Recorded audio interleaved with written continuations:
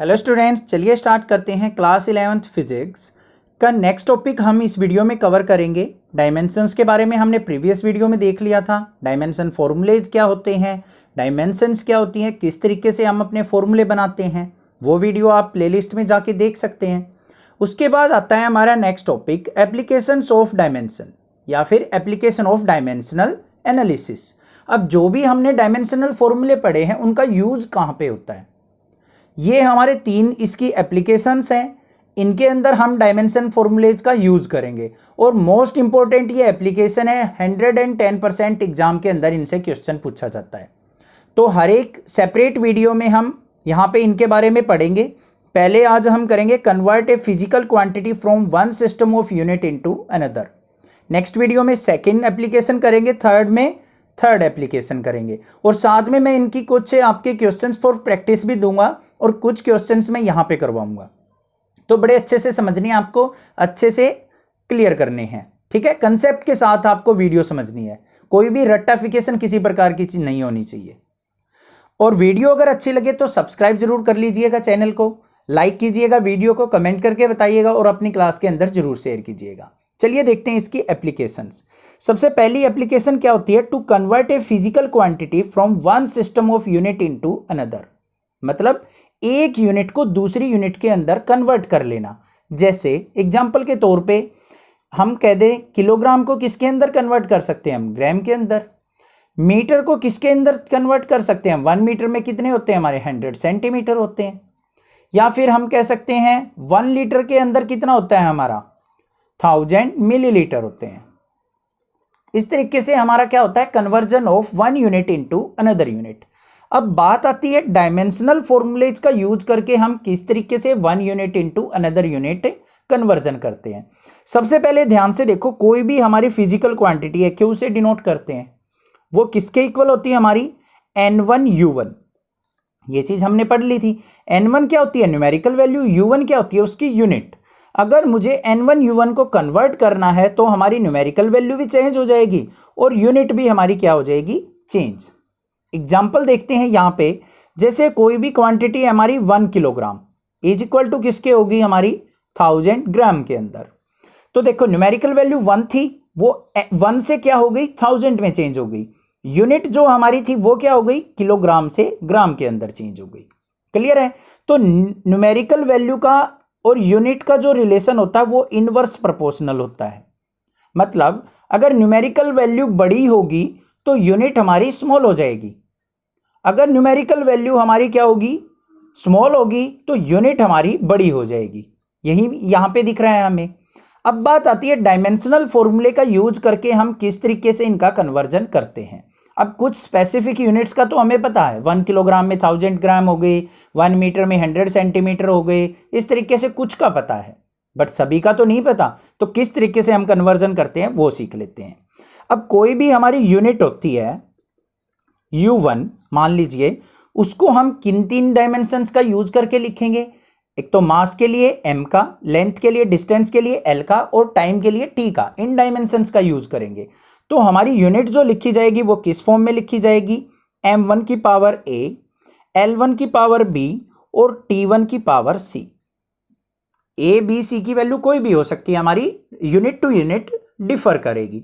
दूसरी, अगर हमने जो यूनिट कन्वर्ट की है U2 जो होगा, उसके अंदर हमारी M1 L1 T1 इनकी पावर्स क्या हो जाएंगी, चेंज हो जाएंगी। तो यहां पे क्या हो जाएंगी, M2 की पावर A, L2 की पावर B और T2 की पावर C। कोई अनदर यूनिट में कन्वर्ट करेंगे तो हमारी वैल्यू क्या हो जाएंगी, ये मास L और T, M1 L1 T1 convert हो जाएंगे M2 L2 T2 के अंदर। समझ में आ गई बात।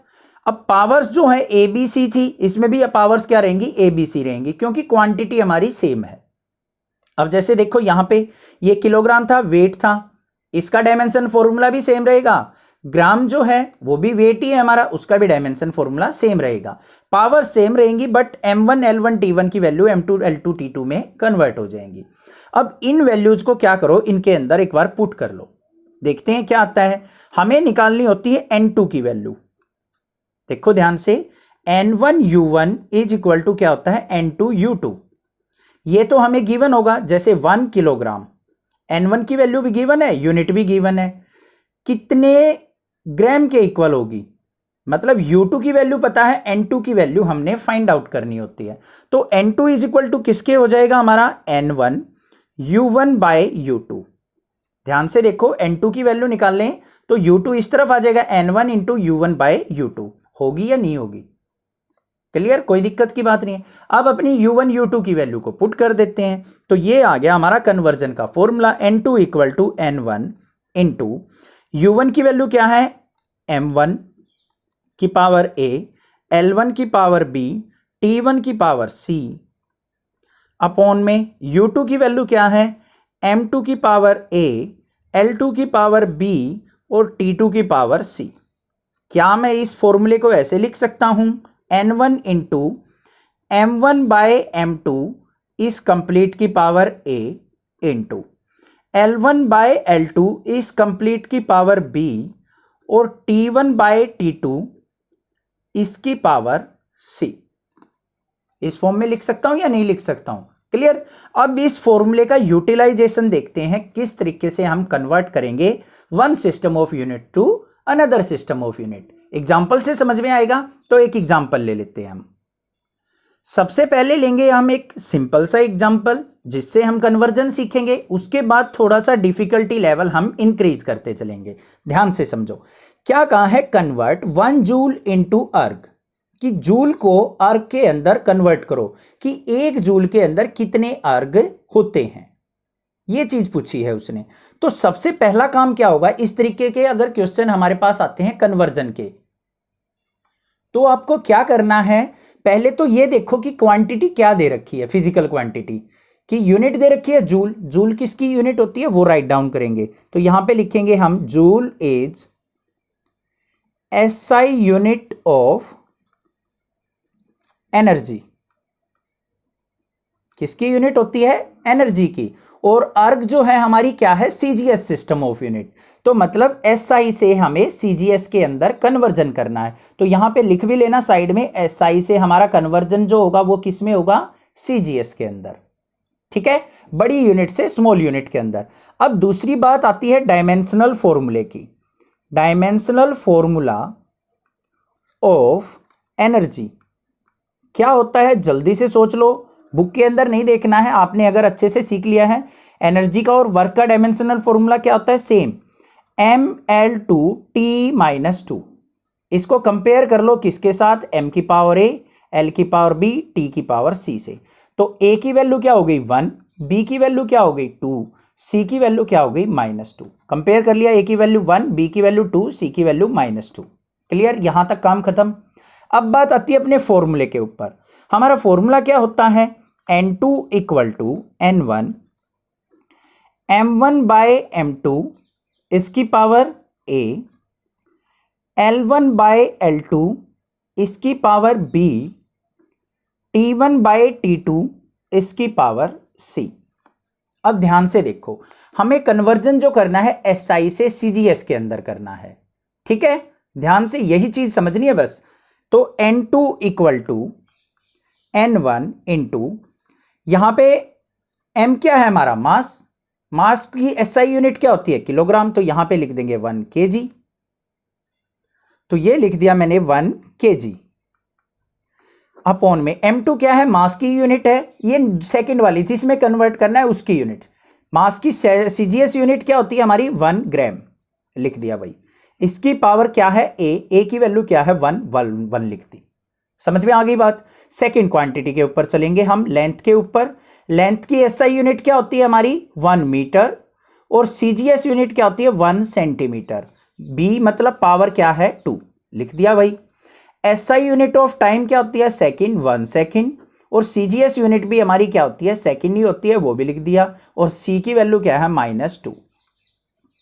क्लियर हो गई होगी बात, कोई दिक्कत की बात नहीं है। ऊपर हमारी SI यूनिट आ गई, नीचे हमारी CGS यूनिट आ गई, ठीक है। अब यहां पे देखते हैं N2 equal to N1 into 1 kilogram के अंदर कितने ग्राम होते हैं, 1000 ग्राम लिख दिया सर, नीचे ग्राम, इसकी पावर क्या आ जाएगा 1। उसके बाद 1 मीटर के अंदर क्या होता है 100 सेंटीमीटर अपॉन में 1 सेंटीमीटर, इसकी पावर 2। 1 सेकंड से 1 सेकंड कैंसिल, तो यहां पे 1 की पावर क्या आ जाएगा, -2। क्लियर हो गया, कोई दिक्कत की बात नहीं है। ग्राम से ग्राम कैंसिल, सेंटीमीटर से सेंटीमीटर कैंसिल। तो n2 इक्वल टू क्या आ गया, n1 इंटू 1000 की पावर 1 मतलब 1000 इंटू 100 की पावर 2 है, तो इसका स्क्वायर करेंगे तो 2 जीरोज का क्या हो जाएगा, 4 जीरो। 1 की पावर कुछ भी हो 1 ही होता है, तो ये हो गया हमारा 1। क्लियर। अब देखो उसने क्या कहा था, कन्वर्ट 1 जूल इंटू अर्ग। तो n1 की वैल्यू क्या दे रखी है हमारे को, n1 इज इक्वल टू दे रखा है 1। तो यहां पे n2 इज इक्वल टू क्या हो जाएगा, 1 इंटू 10 की पावर, ये क्या हो जाएगा, 4 और 3 7, तो 10 की पावर 7 अर्ग। ये आ गया हमारा 1 जूल के अंदर इतने अर्ग होते हैं। आ गया होगा समझ में आपको किस तरीके से कन्वर्जन किया जाता है। बड़ा सिंपल था, सिंपल सा क्वेश्चन था, सिंपल सा इसका आंसर है। ऐसे ही क्वेश्चन मैं प्रैक्टिस के लिए जरूर दूंगा आपको, वीडियो के लास्ट में आपको क्लिप जो है बीच में मैं डाल दूंगा, तो वो आप क्वेश्चंस नोट डाउन करके उनको सिंप्लीफाई करना, प्रैक्टिस करना। नेक्स्ट देखते हैं इसका इसी टाइप का क्वेश्चन नंबर 2, थोड़ा सा different.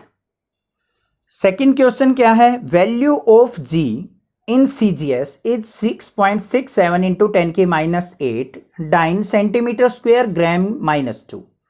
Calculate SI value of G. अब ये जी क्या होता है, जी तो सुना ही नहीं सर हमने। अगर वीडियो पिछली देखी है तो आपको सारे कंसेप्ट क्लियर होते चलेंगे। जी होता है हमारा ग्रेविटेशनल कांस्टेंट।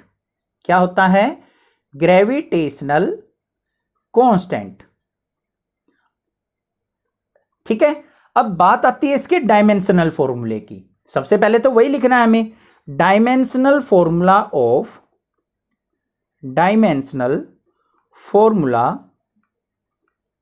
ऑफ जी क्या होता है, dimensional formula of gravitational constant m-1 l की पावर 3 t की -2। This is the dimensional formula of gravitational constant. अगर नहीं पता तो कैसे निकालेंगे, देखो F इक्वल टू क्या होता है, G m1 m2 अपॉन में r स्क्वायर। ग्रेविटेशनल लॉ होता है, यहां से G की वैल्यू निकाल लो, G इज इक्वल टू क्या हो जाएगा, F की r स्क्वायर से मल्टीप्लाई FR स्क्वायर अपॉन में m1 m2।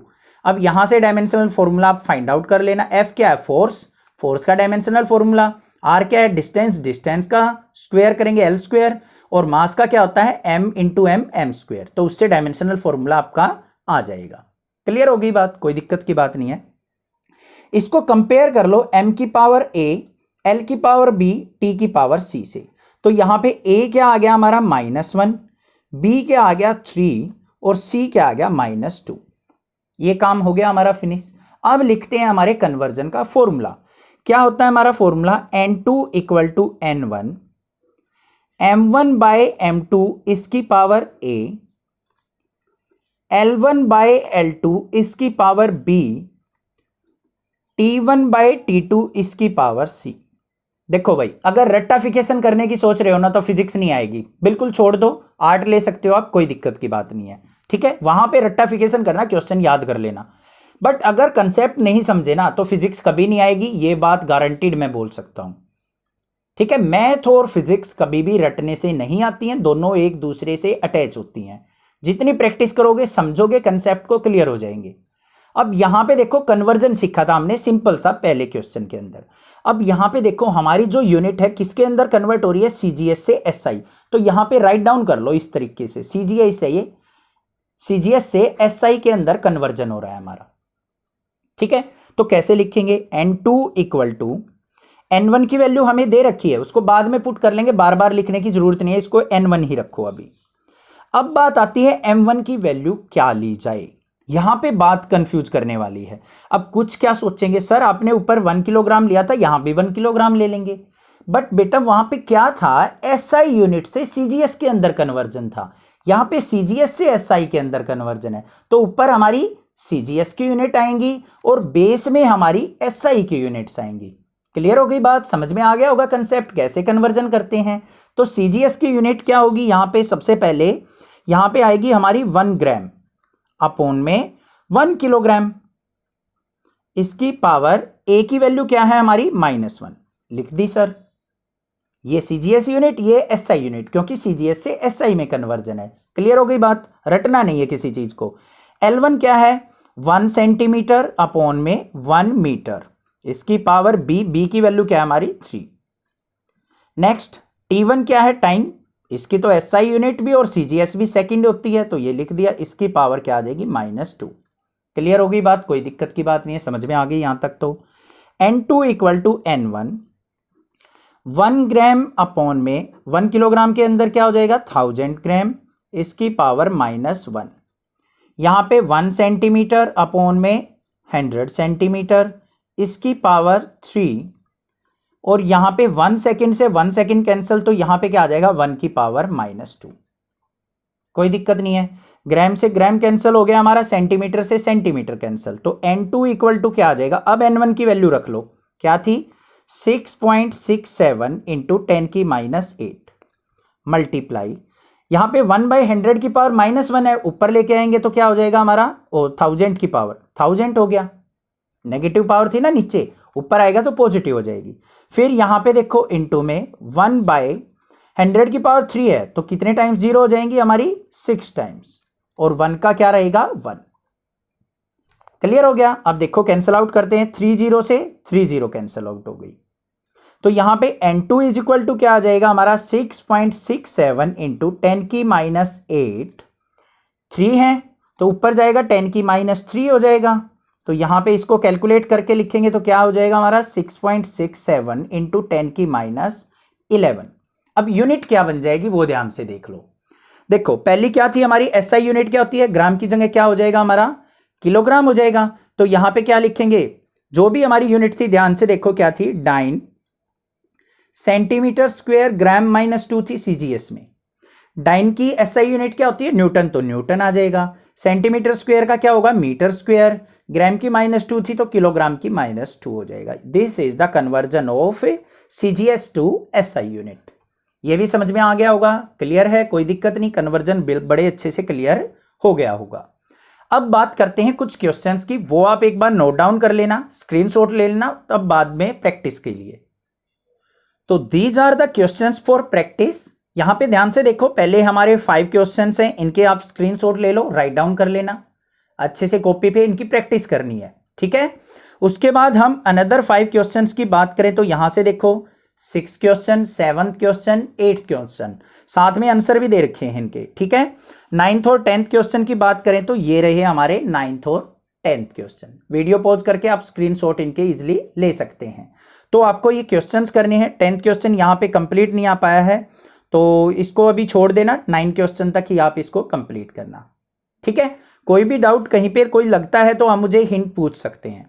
अब उसके बाद बात करते हैं, एक और क्वेश्चन लेते हैं जो कि बड़ा इसका हाईएस्ट डिफिकल्टी लेवल का क्वेश्चन है, वो और आ गया तो ये मान लीजिए कन्वर्जन तो आपने सीख लिया है, कुछ भी नहीं बचा कन्वर्जन के अंदर। तो देखते हैं क्वेश्चन नंबर 3 क्या है। क्वेश्चन नंबर 3 दे रखा है हमें, find value of 60 joule per minute on a system that has 100 gram 100 centimetre and 1 minute as base unit. अब सर क्वेश्चन तो दे दिया, यहां पे हमें दिख ही नहीं रहा है कि क्या चीज दे रखी है, किसका डायमेंशनल फॉर्मूला हम यूज करें कन्वर्जन के अंदर। तो वैल्यू देखो क्या दे रखी है, 60 joule per minute. Joule per minute किसकी यूनिट होती है, पावर की यूनिट होती है। Rate of doing work, work upon में टाइम किसकी यूनिट होती है, पावर की। जिसने डायमेंशनल फॉर्मूले मेरी वीडियो से कर रखे हैं ना, वो 1 मिनट में समझ जाएगा कि वर्क डन अपॉन में टाइम किसके इक्वल होता है, पावर के। तो यहां पे पावर देखते हैं हमें कितनी दे रखी है, power equal to 60 joule per minute. Minute को सेकंड के अंदर कन्वर्ट करेंगे तो 60 सेकंड, 60 से 60 कैंसिल तो क्या आ गया 1 जूल पर सेकंड। ये किसके इक्वल होती है, पावर की यूनिट 1 वोट के इक्वल। तो 1 वोट का कन्वर्जन करना है हमें किसी अनदर यूनिट के अंदर, और दिस एंड दिस यूनिट को हमें बेस यूनिट यूज करना है। ये तो हमारी एक तरीके से SI यूनिट होगी। इस SI यूनिट को हमें इनके अंदर कन्वर्ट करना है, जिसकी बेस यूनिट हमें ये दे रखी है। हमें नहीं पता ये कौन सा सिस्टम ऑफ यूनिट है, CGS है, MKS है, FPS है, या कोई XYZ फला फला कुछ और है, हमें उससे कोई मतलब नहीं। अब यहां पे लिखेंगे dimensional formula of power. Power का डायमेंशनल फॉर्मूला क्या होता है, जल्दी सोच लो, ml/t-3। This is the dimensional formula of A power. इसको कंपेयर कर लो m की पावर a, l की पावर b, t की पावर c से। तो a की वैल्यू क्या हो गई 1, b की वैल्यू क्या हो गई हमारी 2 और c की वैल्यू क्या हो गई हमारी -3। क्लियर है, कोई दिक्कत नहीं। अब कन्वर्जन का अपना फॉर्मूला लिख दो, क्या होता है n2 = n1, m1/m2 इसकी पावर क्या होती है a, l1/l2 इसकी पावर क्या होती है b, t1/t2 इसकी पावर क्या होती है c। This is the formula. अब यहां पे देखते हैं हमें क्या करना है, n2 = n1 इंटू, यहां पे ऊपर क्या यूनिट ले, नीचे क्या यूनिट ले। अब देखो हमारा जो कन्वर्जन होगा वो SI से किसके अंदर हो रहा है, जो भी यहां पे सिस्टम है 100 ग्राम, 100 सेंटीमीटर और 1 मिनट, इस सिस्टम के अंदर कन्वर्ट करना है SI से इसके अंदर। तो ऊपर तो हमारी SI सिस्टम ऑफ यूनिट ली जाएंगी, मास की 1 किलोग्राम अपॉन में, यहां पे क्या लेंगे अब 100 ग्राम लिख देंगे हम डायरेक्टली। बेस यूनिट का मतलब इसके साथ कंपेयर करके कन्वर्जन करना है, समझ में आ गई ना। बेस यूनिट दे रखा हो तो इस तरीके से लेंगे, डिनोमिनेटर में वो यूनिट्स यूज करनी है आपको। a की वैल्यू 1, L1 क्या हमारा SI यूनिट में 1 मीटर होता है, यहां पे क्या दे रखा है 100 सेंटीमीटर लिख देंगे, इसमें कन्वर्ट करना है। b की वैल्यू 2 है, लिख दी सर। t1 क्या है हमारा SI यूनिट में 1 सेकेंड होता है, यहां पे 1 मिनट दे रखा है तो 1 मिनट लिखेंगे हम और इसकी पावर -3 लिखेंगे। समझ में आ गई बात, कोई दिक्कत की बात नहीं है। जिस यूनिट से जोनसी में कन्वर्ट करनी है वो बेस में आएंगी हमारी। अब n2 = n1 की वैल्यू क्या है 1 वोट, तो 1 इंटू 1 किलोग्राम को क्या लिखेंगे हम 1000 ग्राम अपॉन में 100 ग्राम, इसकी पावर 1 इंटू 1 मीटर को 100 सेंटीमीटर अपॉन में 100 सेंटीमीटर, इसकी पावर 2। 1 सेकेंड तो हमारा एज इट इज अपॉन में 1 मिनट में कितनी सेकेंड्स होती हैं 60 सेकेंड होती हैं सर, इसकी पावर -3। ये भी क्लियर हो गया होगा, कोई दिक्कत की बात नहीं है, कोई बड़ी बात नहीं थी। ग्राम से ग्राम कैंसिल, 20 से 20 कैंसिल, 100 सेंटीमीटर से 100 सेंटीमीटर कैंसिल, 1 सेकेंड से सेकेंड कैंसिल, बचा क्या n2 = 1 इंटू, यहां पे क्या बचा 10 की पावर 1 मतलब 10 मल्टीप्लाई में, यहां पे क्या बचा 1 इंटू, यहां पे 1/60 की पावर -3, 1 की पावर -3 करेंगे 1, नीचे 60 की पावर -3, तो क्या आ गया यहां पे ध्यान से देखो 10 × 1 10, यहां पे आ गया 10 मल्टीप्लाई 60 की पावर -3 को ऊपर लेके आएंगे तो 60 की पावर 3। इसको सोल्व आउट कर लो अब, 10 × 6 की पावर 3 क्या होता है 216 और साथ में क्या आ जाएंगी 3 टाइम्स 0, हो गया इसका क्यूब, बिल्कुल सिंपल था। तो यहां पे क्या आ गया हमारे पास 216 × 10 की पावर 4, 3 और 1 4, ठीक है। या फिर इसको क्या और लिख सकते हैं हम 2.16 × 10 की पावर 6, यहां पे पॉइंट लेके आएंगे तो 2 यहां पे क्या हो जाएंगी हमारी जीरोज इंक्रीज हो जाएंगे, 2.16 × 10 की पावर 6। अब यहां पे कुछ नहीं यूनिट लिखेंगे हम, जो भी यूनिट है वो ये दे रखा है, बस यहां पे कन्वर्जन करना था। 1 वॉट हमारा क्या होगा 2.16 × 10 की पावर 6 न्यू यूनिट्स के इक्वल, जो भी उसको यूनिट यूज करनी हो वो कर सकता है, जो भी उसका कन्वर्जन था। समझ में आ गया, क्लियर है कन्वर्जन, आपको ये भी पता चल गया होगा।